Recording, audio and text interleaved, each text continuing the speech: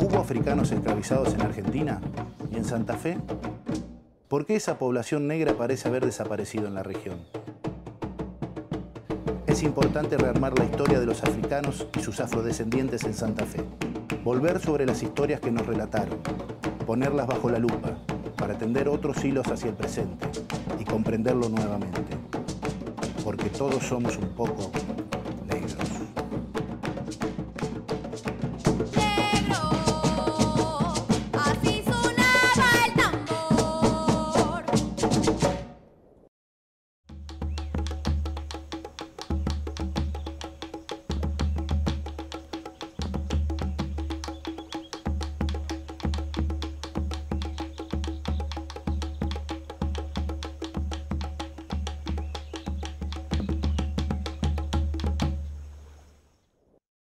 El negro Arigós no faltó a la cita del corso. La presencia del héroe, inmutable de los carnavales santafesinos, cabalgaba un asno de marcha lenta y solemne. Vestía chaqueta y pantalones rojos, mientras sobre la cabeza canosa descansaba un gran chambergo de paja. Las murgas a su paso enmudecían, y algunos estandartes se inclinaban a sus pies, reverentes. Desde las aceras lo aplaudían los niños arrojando serpentinas y el homenaje era sin duda melancólico, pues aquello también pertenecía a un pasado remoto.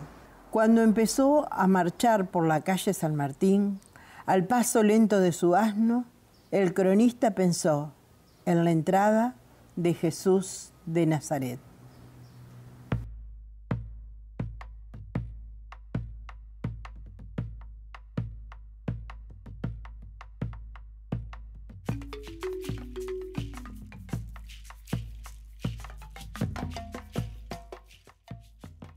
Mi infancia la pasé en lo que entonces se llamaba Barrio del Tambor. Creo que los ritmos del candombe resonaron en mí desde siempre, sin saberlo conscientemente.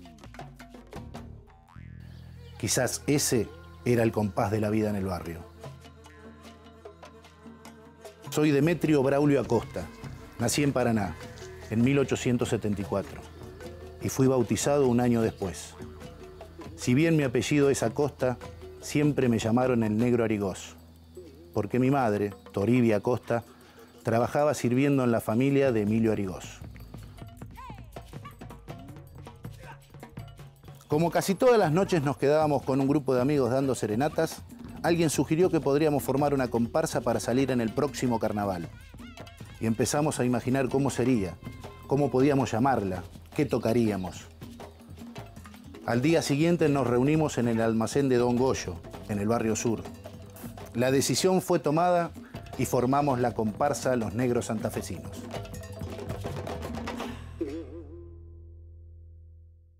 Una de las maneras más visibles en las cuales las clases populares volvieron a posicionar lo no blanco en el espacio público fue el carnaval, que es como el momento ideal porque con el desfile de máscaras y la permisividad del clima del carnaval es el momento perfecto para decir cosas que el resto del año es más difícil decir. Como parte de las celebraciones de carnaval en todo el país, hubo ejercicios muy intensos de mostrar la presencia de indígenas, la presencia de africanos. En Santa Fe, en la ciudad de Santa Fe, hay un ejemplo muy lindo en este sentido, que es la comparsa de los negros santafesinos, que actuó creo que por más de 40 años, que combinaba, era una comparsa que combinaba una dirección en manos de afro-santafesinos, pero donde también desfilaban blancos tiznados de negro, ¿no? Agustín Zapata Goyán hace esta descripción en este trabajo que se llama El Carnaval de Santa Fe, referida a la actuación de la comparsa de los negros santafesinos que dirigía Demetrio Acosta. Y dice así: al compás de bombos y tambores presidía la comparsa un mulato de cara y manos embetunadas en un incesante y violento bailoteo, agitando como un enorme sistro una escoba con campanillas, sonajas y cascabeles, en bárbaro y exuberante ejercicio coreográfico de gambetas, zancadillas y brincos de felinos, mientras entre salvajes alaridos y en una ensordecedora chillería aludían a los prohibidos amores de los negros, cantando a coro Tata Viejo, que aparecía enamorado de una niña, la única mujer blanca de la comparsa. Lo que sí se ve en las comparsas son, en la fotografía, son trombones, violines, guitarras y algún otro instrumento de banda. ¿Qué música hacían con eso? Tenemos muy poca idea. Que sean instrumentos europeos no implica que hayan hecho música pura y dura europea, sino quizás en un proceso de mestizaje muy interesante.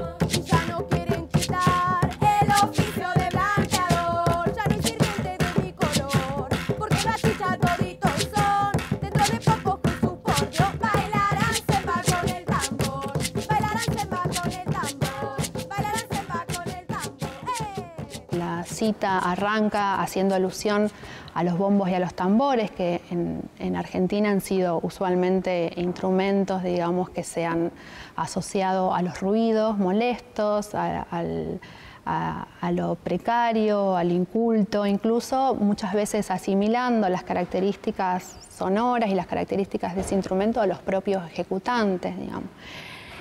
Después aparece una descripción de Zapata Goyán del movimiento corporal de este bailarín, de este mulato de cara y manos embetunadas, ¿no? También como adjetivando este movimiento corporal como incesante, violento, de una gestualidad salvaje y ensordecedora. Y ahí aparece a su vez una cosa interesante, esto del mulato de cara y manos embetunadas, porque esto era una práctica habitual en esa época, que era que las personas que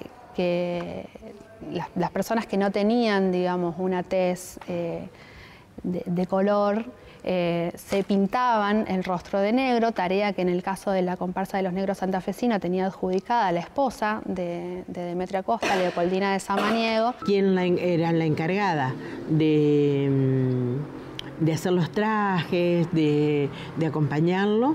Era Leopoldina, su señora, y ella se encargaba. La mayoría en sus comienzos eran afrodescendientes, y el que no, ella en una aclaración que se hace en una nota del diario decía que aquellos que eran pardos ella los pintaba con corcho para que fueran aparecieran negros.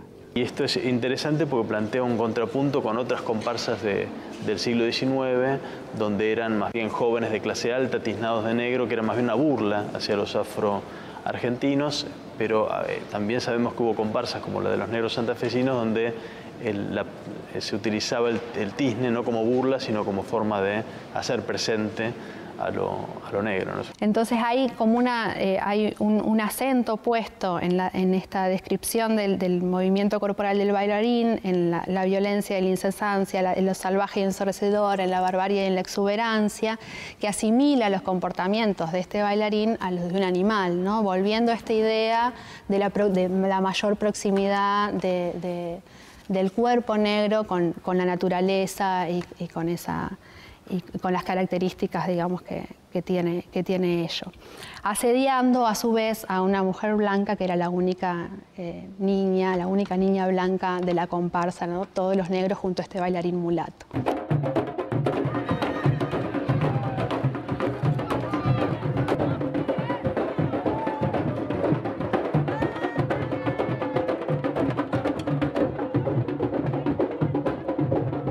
Cuando empezamos a hablar de la comparsa, tuve la suerte de poder entrevistarla a la hijastra de Demetrio Acosta. Y ella me dijo que Demetrio Acosta tenía un amigo, dónde vivía, cómo vivía, qué era músico, qué instrumento tocaba. Y bueno, sacando cuenta, era mi papá, ¿no? Que incluso después otra persona que hizo también una entrevista afirmó lo que yo pensaba. O sea, mi papá era uno de los mejores amigos de Demetrio Acosta.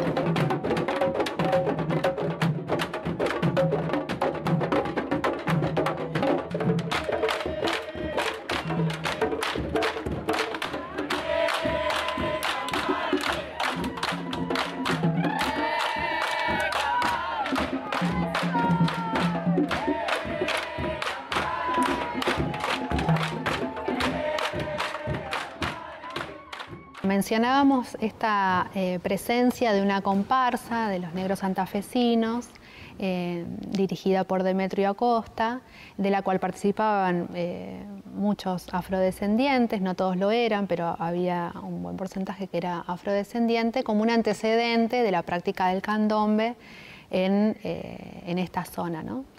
Pero el candombe que escuchamos en la actualidad en Santa Fe tiene que ver con un proceso relativamente más reciente, de hace algunas décadas, que se relaciona a la llegada, a la reubicación, a la reterritorialización del candombe uruguayo en distintas ciudades argentinas. Llegada a partir de la cual luego se producen una serie de movimientos, de resignificaciones, de nuevos usos, ¿no? La llegada del candombe uruguayo a Santa Fe y a Rosario se da desde los 90 aproximadamente, por varias vías, digamos.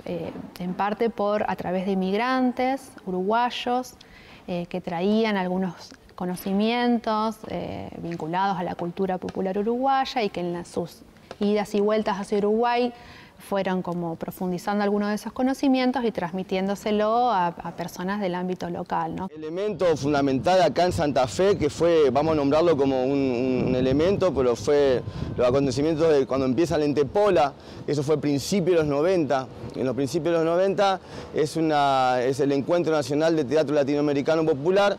Y bueno, eso alberga mucha información y bueno, crean semillas, digamos, que después van a renacer dentro de todo lo que en contexto de circo, de teatro, de murga, de todo un entreviero de cosas, pero bueno, el foco del escenario era el teatro.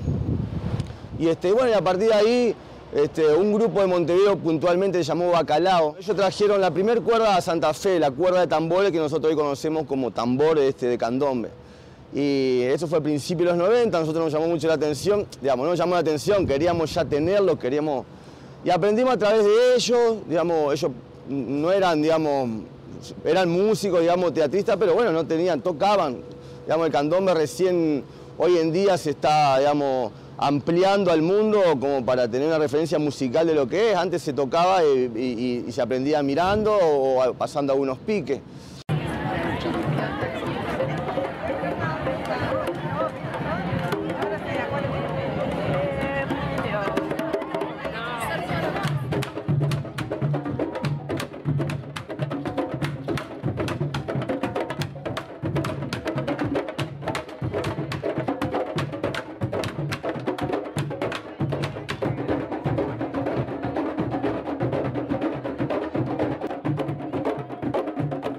también se dio a través de músicos jóvenes, argentinos, de sectores de clase media, que también viajaron hacia Montevideo o hacia Buenos Aires, y un poco a través de algunos retazos de lo que era el candombe, de lo que era la práctica del candombe con tambores, digamos, fueron también abriendo espacios de talleres y socializando ese conocimiento, y también a través de algunos artistas uruguayos que llegaron vinculados al campo del arte más ampliamente, al teatro, que llegaron por encuentros de teatro en Santa Fe y que también abrieron espacios donde transmitieron algunos conocimientos de la práctica del tambor, de la ejecución de los tambores y de la danza. Y esos conocimientos, esos retazos fueron, digamos, viajando entre Santa Fe y entre Rosario,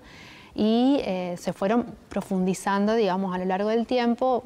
Ya hacia hacia el 2000, digamos, ya había como un conocimiento bastante aceptable de lo que era la práctica del candombe, y había grupos un poco más constituidos o que comenzaban a constituirse, digamos. Ya hacia mediados del 2000, lo que aparecen son, de parte de grupos, digamos, también de jóvenes, de músicos jóvenes, digamos, lo que aparece es como parte de ciertas reivindicaciones de lo negro que se venían dando en diferentes ámbitos sociales, y que en este sector de jóvenes de clase media aparece, digamos, como una forma también de contestar de alguna manera esta idea de la Argentina como un país hecho por la inmigración europea, blanco, ¿no? Una forma de contestar a través del ejercicio de una práctica negra, de la experiencia de esa práctica, esta imagen. Aparecen recreaciones de lo que habría sido la sonoridad de un candombe local, en parte retomando estos antecedentes históricos de un candombe, que existían del candombe en Santa Fe y en Paraná, donde también hubo población afrodescendiente. O sea, fue un trabajo conjunto de músicos paranaenses, santafesinos, junto a la Casa Indo-Afroamericana. Aparece esta posibilidad de recrear esa sonoridad y de crear un candombe propio, un candombe del litoral. Viajamos a la ciudad de Montevideo, nos contactamos con un montón de gente, de las familias más emblemáticas, tradicionales del candombe montevideano, de los diferentes barrios. Fue una experiencia maravillosa, y a la vuelta de aquel viaje fue que yo, bueno, supe que allá, como en otros lugares de Latinoamérica, se hacía esta manifestación, este evento para el 12 de octubre como una contravoz, digamos, a la versión oficial de descubrimiento de América, de celebración de la llegada de los españoles.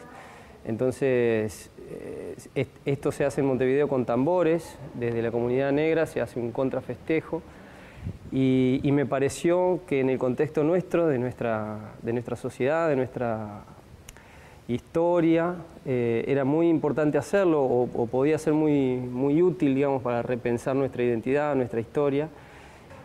Bueno, así fue que surgió en el 2002 la primera idea del contrafestejo, que en pocos días después de haber tirado la idea estaba totalmente en marcha, y bueno, ya no había vuelta atrás, ¿no?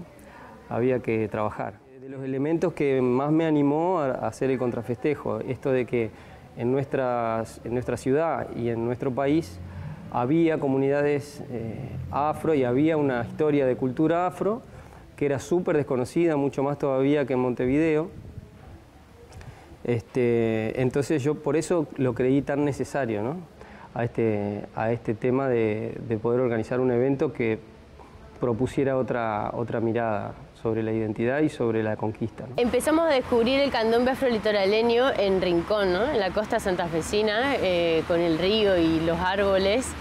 Y en ese paisaje, el ritmo del tambor, el estar en contacto de las manos con el cuero, con la madera del tambor, nos trajo una fuerza, así, un sonido que, bueno, nos revitalizaba, ¿no? Y nos permitía expresar cosas muy profundas que teníamos y compartirlas, así, sonar en grupo, ¿no? La cualidad de los candombes, que son toques grupales, ¿no? Entonces hay que unirse para tocar. Yo creo que hay muchas influencias, sí, inevitablemente. Nosotros acá en Santa Fe mamamos el tema del candombe uruguayo. Voy a decir de la mano de Gabriel Speciali principalmente, porque yo tomé talleres con él en fines de la década del 90. O sea que todavía hay centros culturales que en esa época ni existían. El taller se daba en el Parque de Aray. Y creo que fue a partir, digamos, de conocer el candombe uruguayo, de comenzar a escuchar otros compositores, intérpretes uruguayos también. Y de pronto nosotros acá en Santa Fe estar reivindicando una música uruguaya, sin ser argentina, pero entendiendo que esta patria es un poco más grande, era también empezar a conocer también cuestiones ancestrales que habían pasado acá también. Y empezamos a trabajar con la Casa Indo-Afroamericana, digamos, con Mario y Lucía. Y ahí, bueno, empezamos a generar algunos talleres de la casa, talleres de candombe, empezamos a tocar el ritmo, digamos. Y bueno, ahí surge también otra movida que empieza en los años 2000, empieza el 2000 y empiezan a surgir grupos musicales. Nosotros particularmente tuvimos un grupo con mi hermano que se llamó La Barriada, que hacíamos canto popular latinoamericano, candombe, murga, joropo, de todo un poco, y bueno, ya empezamos a incluir el tambor dentro de lo musical. Tiene mucho que ver en la parte de percusión, ya que nuestros antepasados se comunicaban a través del tambor. Siempre representa una parte importante. Muchas veces dicen que los espíritus van a la madera y el tronco sale del tambor, y uno cuando lo percute es como si habla del antepasado. Entonces eso tiene mucho sentimiento y uno ya de chiquito del tronco ya lo va trabajando, lo hueca, le pone todo el corazón, todo el cariño, por así decirlo, hasta que se termina y lo está tocando. Es un sentimiento que es tuyo, que es una creación tuya, y a su vez hacerlo tocar bien y eso, que suene es un sentimiento, más que nada sentimiento inexplicable. Yo lo veo así. Mi recorrido, digamos, en la investigación de prácticas culturales afro inicia en realidad como practicante. O sea, yo lo primero que conozco cuando me voy a Rosario a estudiar precisamente fue el candombe uruguayo. Y lo primero que a mí me convocó del candombe uruguayo fue la rítmica de los tambores, fue la experiencia estética, digamos, afectiva, sensorial. Es una experimentación, como nos llegan muchas informaciones y hay una cantidad de reconstrucción histórica y hay voces representando a los negros en esta ciudad, en este país. Pero a la vez lo que nos llega ahora también es la música en sí misma, es el ritmo y es la relación con el tambor. Y a través de ese tocar, de ese escribir las canciones, de ese sentirlas al cantarlas, vamos descubriendo qué significa ese ser negro, ¿no? Lo que te decía hoy de entender la fuerza que tiene el tambor y poder vivirla dentro nuestro y llevar esa conciencia a los desafíos de la vida diaria, ¿no? Es mucho más amplio que la memoria del dolor, de la esclavitud y del desarraigo, ¿no? Que eso está en nosotras también, porque lo percibimos, lo sentimos, porque lo cantamos y lo traemos para que exista, ¿no? Para que esa memoria esté viva, pero a la vez que siga vivo ese espíritu negro, esa conciencia de hermandad, de comunidad, de compartir y sobre todo de la creación permanente, ¿no?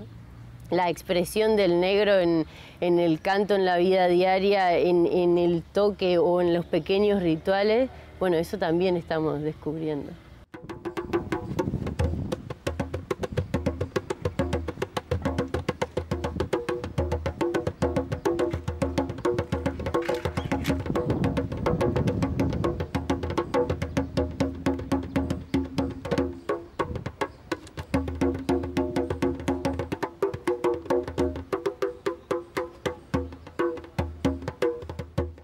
Siempre conviví, siempre me di cuenta, en mi familia, por ser del norte, tenía a mi abuela que era morocha, así, de piel.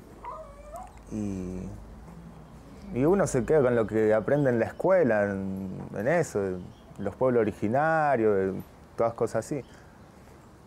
Pero me crié con mi abuela y siempre me despertó cosas de ella, intrigas de, qué sé yo, de movimientos, de, qué sé, ¿cómo se dice?, de personalidad, sí. Y al momento que empiezo a reconocer toda una historia que tiene que ver, todo se empieza a entrelazar con todo, empiezo a dar cuenta y empiezo a entender que también hay una parte de identidad nuestra, que es lo afro mestizo, acá en Argentina, que me pegó muy fuerte y por ahí seguí. Ahí se encaminó todo, la música, los instrumentos, todo.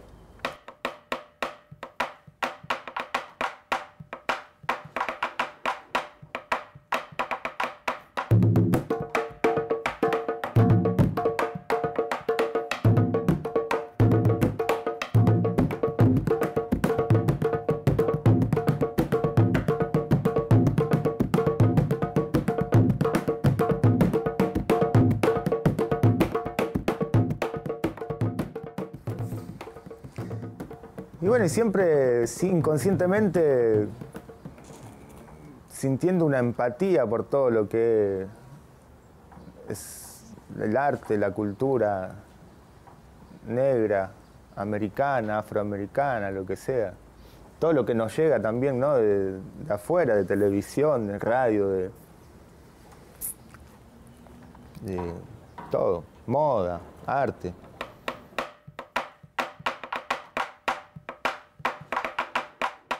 Uno siendo chico, yendo a la escuela o algo, siempre te toca algún tipo de discriminación, o con tus propios amigos de barrio. Ahí donde te cuento que tocábamos la batucada, eran unos cañaverales al lado de la vía del tren, al lado de un asentamiento en ranchos, así. Que toda gente del interior, de las provincias, y todos los amigos que teníamos de ahí, también teníamos en común una serie de rasgos, de color así, más, como se dice, morocho.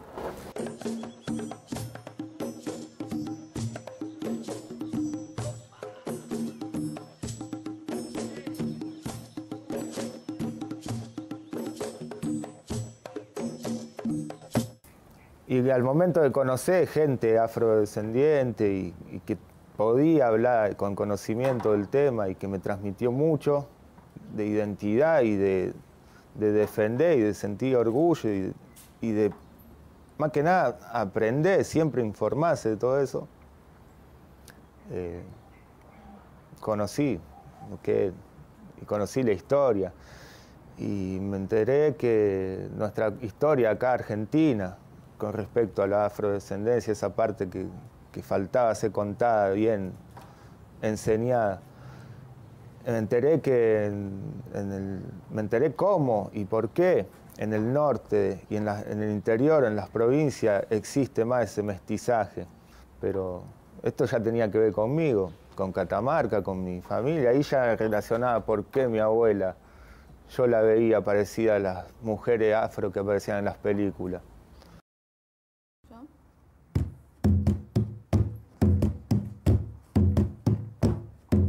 Queremos que retumbe bien fuerte, tenemos 1000 ideas que se escapan de la mente. Somos consecuencia de un mundo tan cambiante, encendamos la voz, no es hora de avergonzarse. Es nuestra historia la que no se puede callar, que atraviesa 1000 fronteras, no se frena, que se cuenta experiencias, armando estrategias con conciencia. Es nuestra voz que no se puede negar, acá estamos listos para cultivar. No más mentiras, levanta tu grito para que se escuche en la cima. Nuestro sentir que acompaña todos los días, desde la conciencia, con las voces unidas. Acá estamos en Refinería. Y para que se repita, para que llegue hasta la luna, este es nuestro espacio para armar y desarmar nuestras culturas con nuestra voz, porque suena y retumba.